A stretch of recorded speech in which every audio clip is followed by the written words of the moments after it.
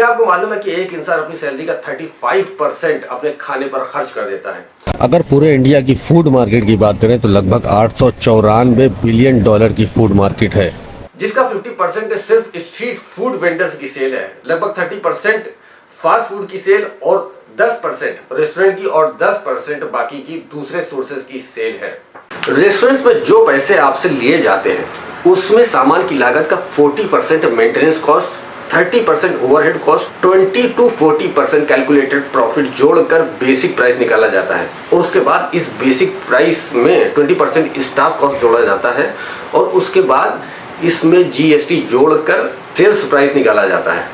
इतना सब कुछ पे करने के बाद भी क्या आपको हेल्दी चीजें मिल रही हैं? चलिए आइए जानते हैं। सन 2018 में कोलकाता के एक शहर से 20 टन सड़ा हुआ मीट पकड़ा गया था और यही नहीं, सन 2014 में चाइना की बड़ी फूड प्रोसेसर कंपनीज KFC और मैकडोनाल्ड को सड़े हुए मीट सप्लाई कर दिए गए थे जिन पर रीपैकिंग करके नई एक्सपायरी डेट लगाकर भेजा गया था।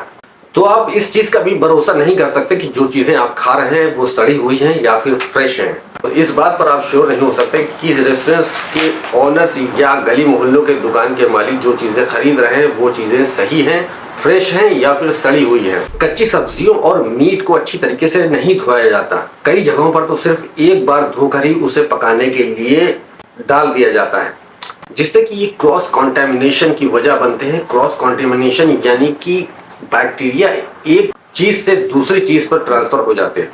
हरी पत्तेदार सब्जियों को अगर अच्छी तरीके से न धोया जाए तो इनमें साल्मोनेला और ई कोलाई नाम के बैक्टीरिया आ सकते हैं। दूसरा, अगर पके हुए चावल को ज्यादा देर तक रूम टेम्परेचर पर छोड़ दिया जाए तो इसमें बसीलियस सीरियस नाम के बैक्टीरिया आ सकते हैं। तीसरा, जो पोल्ट्रीज में अगर अच्छी तरीके से न धोया जाए तो इनमें कैम्पिलोबैक्टर, साल्मोनेला और क्लस्ट्रीडियम नाम के बैक्टीरिया आ सकते हैं। चूहे, कॉकरोच और मक्खियां, ये तीनों चीजें खाना बनाने वाली जगहों पर अक्सर मौजूद होती है। कॉकरोच की 4000 प्रजातियों में से 30 प्रजातियां इंसानों के साथ रहती हैं। खाना बनाने वाली चीजों में कई चीजें यूज होती हैं जिनमें चम्मच, कढ़ाई, कड़छा, इन सभी चीजों का इस्तेमाल होता है। इन्हें बार बार नहीं धोया जाता, इससे इसमें बैक्टीरिया आने के चांसेस बढ़ जाते हैं। कुछ लोग स्वाद के लिए खाते हैं, सेहत के लिए नहीं। ज़्यादातर बाहर का खाना ही समझ में आता है, जैसे पकौड़े, समोसे, पराठे, चिकन करी, मटन कढ़ाई, pizza, burger, cakes, candies, cold drinks, energy drinks, soda, चाय, कॉफ़ी, आइसक्रीम, बिस्किट्स, केक्स। लेकिन उन्हें ये नहीं मालूम कि मैन्युफैक्चरर्स इन चीज़ों को लंबे समय तक अच्छा और ताज़ा बनाए रखने के लिए प्रोसेस करते हैं और इसमें कुछ नेचुरल एलिमेंट्स निकाल लिए जाते हैं और कुछ में अनहेल्दी एलिमेंट्स मिलाए जा सकते हैं, जिससे ये अपनी कुदरती शक्ल में नहीं रह जाते और ये शरीर के लिए नुकसानदेह हो जाते हैं। स्ट्रीट फूड्स की बात करें तो ज़्यादातर फ्राई किए हुए फूड्स होते हैं जो सस्ते तेल में फ्राई किए जाते हैं ताकि उन्हें ज़्यादा मुनाफा हो सके और कंज्यूमर को सस्ते दामों में बेच सकें ताकि वो अपने कंपटीशन को चेस कर सकें। और इसका दूसरा पहलू यह है कि दिन भर का बेचा गया सामान रात में जो कुछ बच जाता है उसे फ्रिज में लगा दिया जाता है और उसके बाद दूसरे दिन उसे फिर से फ्राई करके ग्राहक को पकड़ा दिया जाता है। उसमें ऑयल की मात्रा भी डबल हो जाती है, कैलोरीज डबल हो जाती है और फिर वो हार्मफुल हो जाता है। अगर स्ट्रीट फूड की बात करें तो लगभग ज्यादातर दुकानदार पामोलिन ऑयल का इस्तेमाल करते हैं जो कि काफी सस्ते होते हैं और इसका स्मोक पॉइंट 450 फ़ारेनहाइट होता है, जिसकी वजह से इसके तेल को ज्यादा तापमान पर पकाया जा सकता है और इनमें सैचुरेटेड फैट की क्वांटिटी लगभग 50% होती है, जिसकी वजह से ये रूम टेम्परेचर पर जम जाते हैं और इसी खासियत की वजह से इसका कई चीजों में इस्तेमाल होता है, जैसे कि प्रोडक्ट्स में बिस्किट, चॉकलेट्स, केक्स, मार्जरीन्स और पेस्ट्री फ्लोर्स में इसका इस्तेमाल होता है। कॉस्मेटिक प्रोडक्ट्स जैसे कि टूथपेस्ट, सोप और शैम्पू में इस्तेमाल होता है और इसकी कुछ क्वांटिटी बायोफ्यूल के रूप में भी इस्तेमाल होती है। तो चलिए इसे एक एग्जांपल के जरिए समझते हैं। अगर आप बाहर के पराठे खाना ज़्यादा पसंद करते हैं तो लगभग 1 से 1.5 चम्मच ऑयल का इस्तेमाल किया जाता है और 1 चम्मच ऑयल में लगभग 120 कैलोरी होती है। तो 1.5 चम्मच ऑयल का मतलब 180 कैलोरी सिर्फ ऑयल से हो गई। और पराठे बनाने में जो आटा इस्तेमाल हुआ उसमें 60 से 80 कैलोरी हो सकती है, यानी कि टोटल मिलाकर कम से कम 200 से 350 कैलोरी एक पराठे में आ सकती है। अगर आप 4 पराठे खाते हैं तो इसका मतलब आपका लगभग सीधा 1000 कैलोरी हो गई, जो कि आपकी दिन भर की ज़रूरत का 50% है। और इसका दूसरा पहलू यह है कि पामोलिन ऑयल में 50% सैचुरेटेड फैट होता है, यानी कि 1 चम्मच ऑयल में लगभग 7 ग्राम सैचुरेटेड फैट हुआ। अगर एक पराठे में 1.5 चम्मच पामोलिन ऑयल इस्तेमाल किया जा रहा है तो इसका मतलब उसमें 10 ग्राम सैचुरेटेड फैट है। अब अगर 4 पराठे खाए तो 4 पराठे का मतलब 40 ग्राम सैचुरेटेड फैट आपकी बॉडी में चली गई। और जबकि FSSAI के मुताबिक एक इंसान एक दिन में 30 ग्राम से ज़्यादा सैचुरेटेड फैट नहीं ले सकता। गलियों वगैरह की दुकानों पे या फिर रेस्टोरेंट्स पे ज़्यादातर मर्द काम करते हैं जिनके सर के बाल छोटे होते हैं और हाथों पर बाल होते हैं। अगर सर ढका ना हो तो फिर सर के बाल खाने में गिर सकते हैं, हाथों के बाल गिर सकते हैं खाने में। चूंकि इनके बाल छोटे होते हैं तो खाने में पता भी नहीं चलेगा कि आप कितने बाल खा गए। चूंकि ये लोग 8 से 10 घंटे मेहनत करते हैं इसलिए इनको पसीना ज़्यादा आता है। चूंकि हीट में काम करते हैं इसलिए पसीना आता है, और पसीना भी खाने में मिक्स हो सकता है, किसी फूड प्रोडक्ट में मिक्स हो सकता है। जो कपड़ा बर्तनों को पकड़ने के लिए इस्तेमाल किया जाता है हो सकता है वो भी साफ़ ना हो। और दूसरी बात यह कि घर में खाना बनाने वाली ज़्यादातर औरतें होती हैं जिनके सर के बाल लंबे होते हैं, और प्लस इनको 1 से 1.5 घंटा ही खाना बनाने में टाइम लगता है, इसलिए इनको पसीना आने के भी चांस कम होते हैं। और सर के बाल अगर खाने में गिर भी जाए तो खाने वाले को मालूम हो जाता है कि ये औरत के बाल हैं।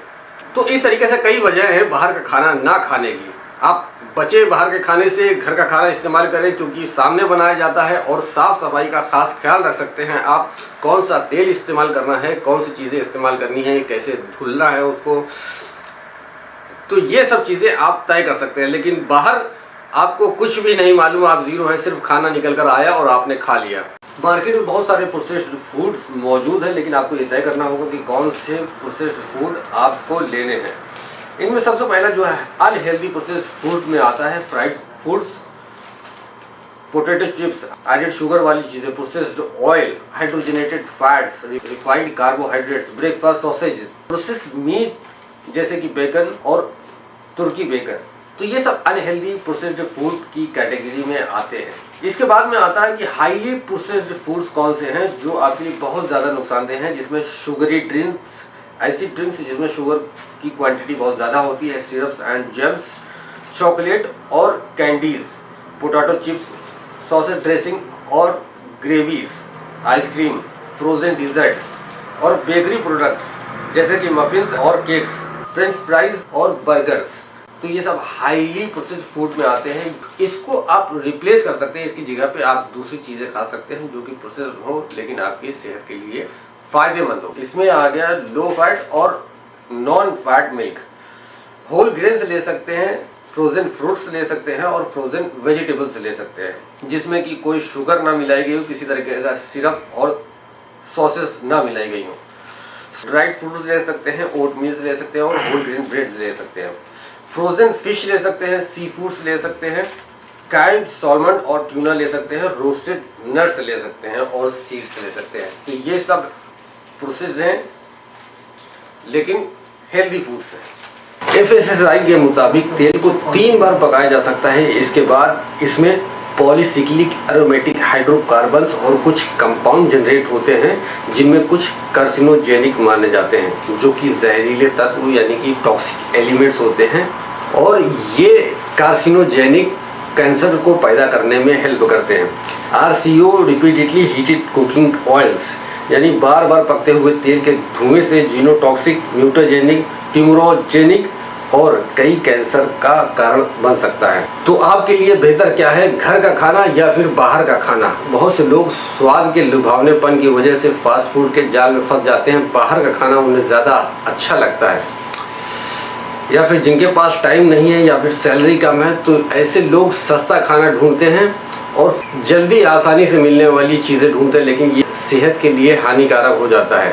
तो बाहर का खाना खाने वालों के लिए इतनी सी जानकारी थी। अब फैसला आपके हाथ में है, आप घर का खाना चाहते हैं या फिर बाहर का स्वादिष्ट खाना चाहते हैं। तो बने रहिए हमारे चैनल के साथ में, हमारे चैनल को सब्सक्राइब करें, अपने दोस्तों के साथ में शेयर करें।